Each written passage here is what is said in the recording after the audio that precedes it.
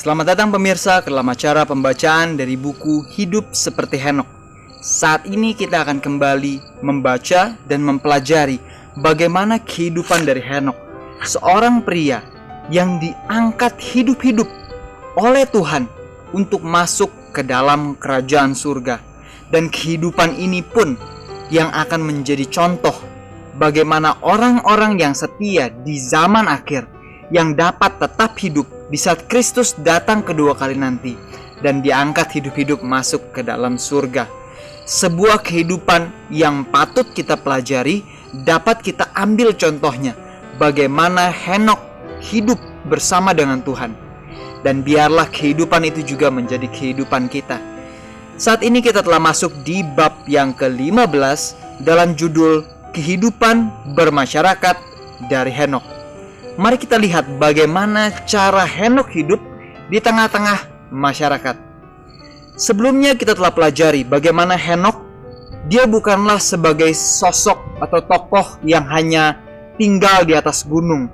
Dia tetap turun ke kota untuk mengajar, mendidik, dan membimbing orang-orang yang ada di kota. Bahkan di sini dikatakan bahwa Henokh sebenarnya dia adalah tokoh yang sangat menonjol.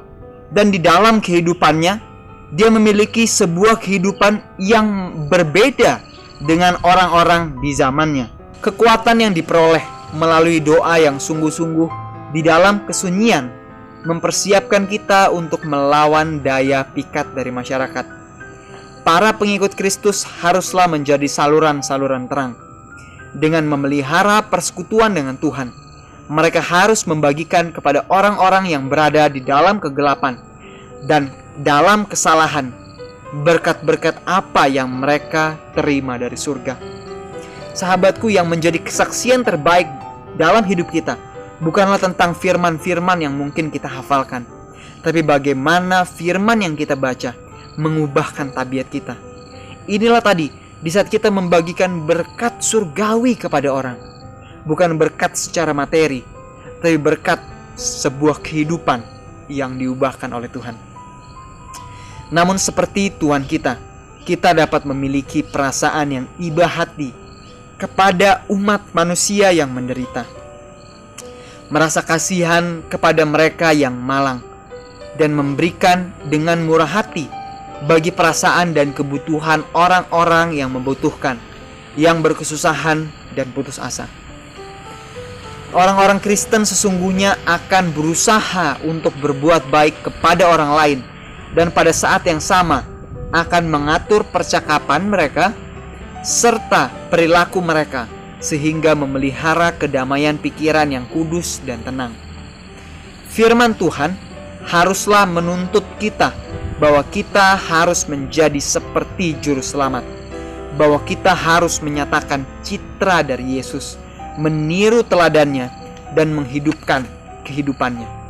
Sahabatku yang ada di rumah, saat ini jika kita mempelajari firman Tuhan, marilah kita ingat hal ini. Firman yang kita baca seharusnya menuntun kita untuk rindu berbuat baik kepada orang lain. Firman yang kita baca bukan hanya sekedar tokoh-tokoh di dalam Alkitab, tapi firman yang kita baca seharusnya menolong kita untuk rindu memiliki karakter yang sama seperti yang Tuhan telah berikan kepada tokoh-tokoh Alkitab yang kita baca. Dan supaya kita rindu untuk memiliki karakter seperti Kristus, karakter seperti umat Tuhan yang Tuhan taruh di dalam firman-Nya. Biarlah jiwa kita di dalam iman yang hidup berpegang erat pada Tuhan. Biarlah lidah kita menyatakan pujian kepadanya. Ketika kita berkumpul bersama, biarlah pikiran kita diarahkan dengan penuh hikmat kepada perenungan akan kenyataan-kenyataan yang kekal. Maka kita akan menolong satu sama lain supaya masing-masing kita memiliki pikiran yang rohani. Tujuan kita menolong orang lain bukan agar mereka keluar dari kesusahan mereka, tapi juga agar mereka memiliki pikiran yang rohani, bahwa berkat yang Tuhan berikan adalah daripadanya. Dan ketika kehendak kita selaras dengan kehendak Tuhan, kita pun akan selaras satu dengan yang lain. Kita pun akan memiliki Kristus di sisi kita sebagai penasehat. Henokh hidup bergaul dengan Tuhan. Demikian juga hendaknya setiap pekerja Kristus. Kita seharusnya hidup bergaul dengan Tuhan. Kapan saja, di mana saja, apapun yang kita lakukan, sempatkan waktu kita untuk bersekutu dengan Tuhan. Sebelum, di tengah melakukan pekerjaan, atau bahkan sesudah melakukan pekerjaan kita.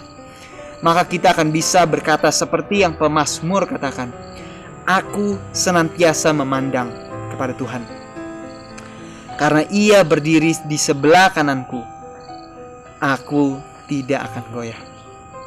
Ketika engkau merasa tidak cukup di dalam dirimu, kecukupanmu ada di dalam Yesus. Jikalau engkau mengharapkan seluruh nasihat dan hikmat yang berasal dari manusia, yang fana dan terbatas, sesungguhnya di dalam dirimu, engkau hanya akan memperoleh pertolongan dari manusia. Jikalau kita mengharapkan pertolongan manusia, itulah yang kita dapat. Tapi jika kita mengharapkan pertolongan dari Tuhan, maka Tuhan tidak akan mengecewakan kita. Karena iman dari Henokh, maka dia terangkat ke surga, supaya ia tidak mengalami kematian, dan ia tidak ditemukan, karena Tuhan telah mengangkatnya. Sebab sebelum ia terangkat, ia memperoleh sebuah kesaksian bahwa dia berkenan di hadapan Tuhan.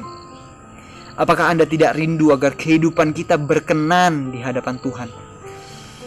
Apa itu berkenan? Berkenan bukan hanya sekedar kata-kata, bukan hanya sekedar persetujuan dari Tuhan. Tapi tanyakan kepada Tuhan, apakah kata-kata yang keluar dari mulut kita berkenan? Apakah makanan yang kita makan setiap hari berkenan di hadapan Tuhan? Apakah yang kita lihat, yang kita baca, yang kita dengar berkenan di hadapan Tuhan? Apakah pekerjaan kita berkenan? Tingkah laku kita berkenan? Di saat kita melakukan sesuatu yang menurut kita kelepasan karena emosi, apakah itu juga berkenan di hadapan Tuhan? Sahabatku, Tuhan rindu kehidupan kita pun berkenan di hadapannya. Dia rindu kita mau melepaskan cinta diri kita. Dia rindu kita mau melepaskan kesombongan kita, mau untuk dilatih setiap hari menyangkal diri dan mengikut Kristus, memikul salibnya. Sahabatku, pekerjaan Tuhan adalah kudus, dan Dia memanggil setiap orang yang mau memiliki integritas yang tinggi yang dibutuhkan orang-orang agar kita memiliki perasaan yang sama dengannya, memiliki keadilan bahkan dalam perkara-perkara yang kecil. Kristus tidak akan mengizinkan mereka untuk menggunakan waktu kita dalam perkara-perkara yang sepele, perkara-perkara yang tidak membawa kita lebih dekat kepada Tuhan. Dan tidak benar orang-orang yang menyadari bahwa mereka sedang membawa sarana-sarana milik Tuhan yang tidak akan menggunakan 1 sen pun secara tidak benar untuk kepentingan mereka. Sahabatku, segala waktu kita, bahkan uang kita, harus dipertanggungjawabkan nanti. Tuhan tidak mau agar kita menggunakan waktu kita dengan sembarangan, atau uang kita bahkan 1 sen pun untuk sesuatu yang tidak berguna. Sahabatku, Tuhan rindu agar kita menjadi orang yang benar-benar setia, orang yang teliti, yang hati-hati dan yang rajin.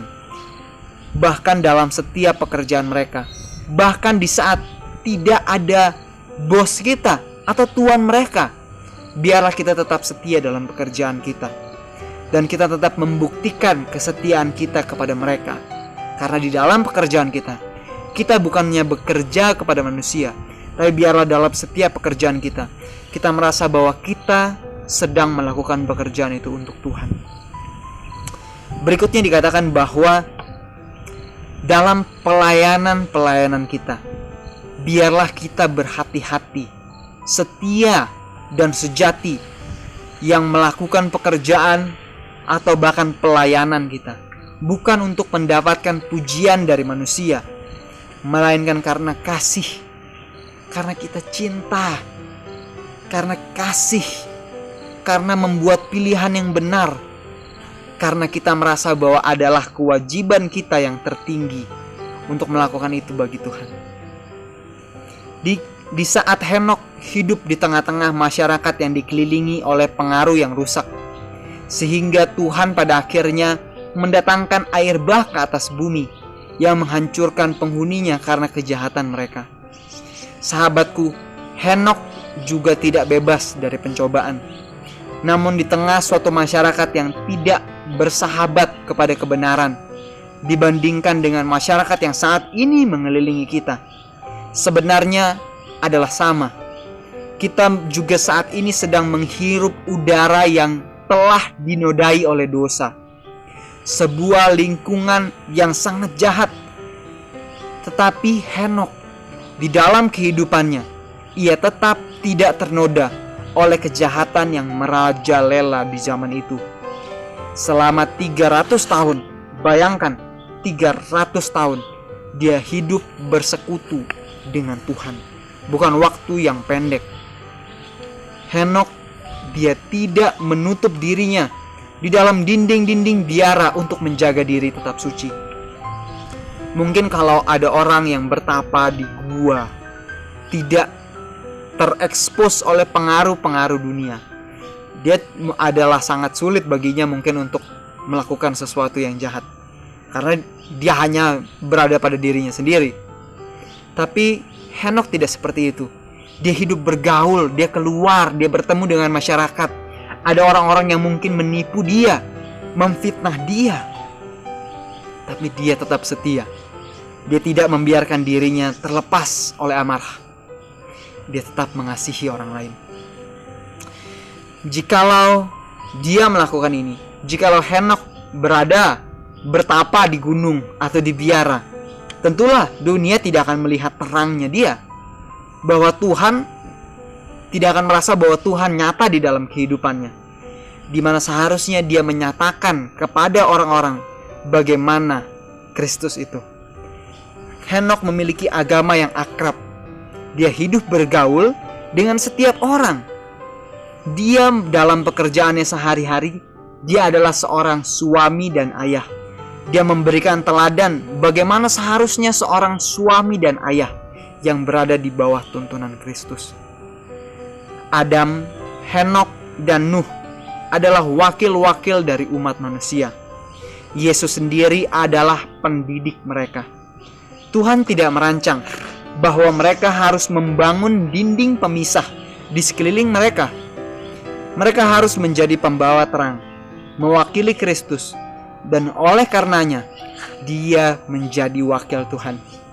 Orang-orang ini di dalam zamannya melakukan apa yang Kristus lakukan saat bersama dengan murid-muridnya sebagai guru. Itulah mengapa di dalam perkataan Kristus dikatakan kamu adalah terang dunia. Kota yang terletak di atas gunung tidak akan mungkin tersembunyi. Tuhan juga rindu kalimat firman Tuhan itu hidup dalam kehidupan kita, agar kita menjadi seperti terang dunia, menyinari dunia dengan terang dari Kristus. Apa itu terang? Sifat dan karakternya yang harus kita pantulkan, bukan hanya sekedar melalui kata-kata kita, tapi perbuatan kita yang rendah hati, rela menolong setiap orang tanpa pamrih, tanpa mengharapkan balasan apapun. Kita tidak boleh sama sekali beralih dari persekutuan kita. Tidak ada kewajiban yang diberikan oleh Tuhan bagi kita yang harus menyebabkan kita bekerja dengan tujuan yang berseberang dengan Dia. Firman Tuhan haruslah menjadi penasehat kita. Hanya orang-orang yang menyatakan penurutan yang sempurna dan menyeluruh kepada Tuhan yang akan dipilih olehnya. Orang-orang yang mengikut Tuhan haruslah tegas dan langsung dalam menuruti petunjuknya. Setiap pengalihan untuk mengikuti rencana-rencana manusia membatalkan kepercayaan kepada mereka. Bahkan jikalau mereka berjalan seperti Henokh, hanya dengan Tuhan saja, anak-anak Tuhan haruslah memisahkan diri mereka dari orang-orang yang tidak menurut kepadanya. yang menunjukkan bahwa mereka tidak memiliki hubungan yang hidup dengan Tuhan.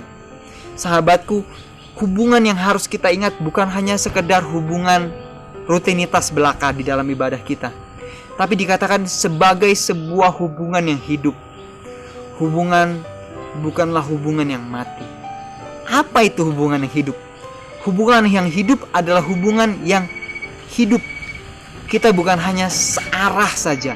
Di dalam doa kita seringkali mempunyai doa yang searah. Hanya kita saja yang berbicara, hanya kita yang mengutarakan keinginan kita. Padahal di saat Tuhan rindu mengatakan keinginannya, kita sudah cepat-cepat katakan amin. Di saat kita membaca firman Tuhan, di titik itu sebenarnya Tuhan ingin menunjukkan apa yang Tuhan ingin katakan kepada kita. Tapi mungkin karena rutinitas, kita baca cepat saja, sehingga kita tidak mendapatkan aplikasi. Kita tidak mendengarkan apa yang Tuhan katakan. Tuhan rindu agar kita memiliki hubungan yang hidup dengannya. Tuhan adalah Tuhan rumah. Semua orang yang melayani Dia hendaknya menyadari makna perkataannya kepada Zerubabel. Bukan dengan keperkasaan, bukan dengan kekuatan, melainkan dengan Rohku, firman Tuhan semesta alam. Jadi sahabatku, Tuhan rindu agar kita memiliki hubungan yang hidup. Sebuah hubungan yang bukan dibangun oleh karena jasa-jasa kita, bukan oleh karena apa yang sudah kita lakukan, tapi karena Tuhan yang rindu untuk menarik kita. Seperti Tuhan yang rindu bersekutu dengan kita, biarlah kita juga membagikan apa yang Tuhan telah ajarkan kepada kita kepada orang lain. Bukan sekedar perkataan-perkataan semata, tetapi bagaimana Tuhan mampu merubah hidup kita. Dari yang tidak sabar, Tuhan ajarkan kita, ingatkan kita untuk menjadi lebih sabar. Sahabatku, di saat kita memperoleh kemenangan rohani, janganlah kita sombong. Biarlah kemenangan rohani itu menjadi sebuah tanda bahwa kita akan tertimpa lagi, mendapatkan sesuatu cobaan yang mungkin lebih besar yang setan akan berikan. Tapi biarlah kita tetap setia. Di saat kita sudah dilatih untuk lebih sabar dalam satu hari ini, besok akan ada ujian yang lebih besar. Di saat kita melupakan roh Tuhan, di saat kita menggunakan keperkasaan kita sendiri, pasti kita akan jatuh. Karena itu sahabatku, biarlah kita tetap berhubungan, bergaul dengan Tuhan. Dan seperti kehidupan Henokh tadi, dia hidup bergaul dengan Tuhan bahkan 300 tahun, waktu yang sangat lama. Dan dia tidak pernah sekalipun meninggalkan dan melupakan orang-orang yang ada di sekitarnya. Dia rindu agar mereka juga, orang-orang yang jahat di luar sana, mungkin yang pernah melakukan hal yang jahat kepadanya, dia rindu agar mereka pun bisa diselamatkan. Biarlah renungan ini kita hidupkan di dalam kehidupan kita pada hari ini. Dan jangan lupa, mari kita bagikan cerita tentang kehidupan Henokh. Dia yang diangkat hidup-hidup ke surga.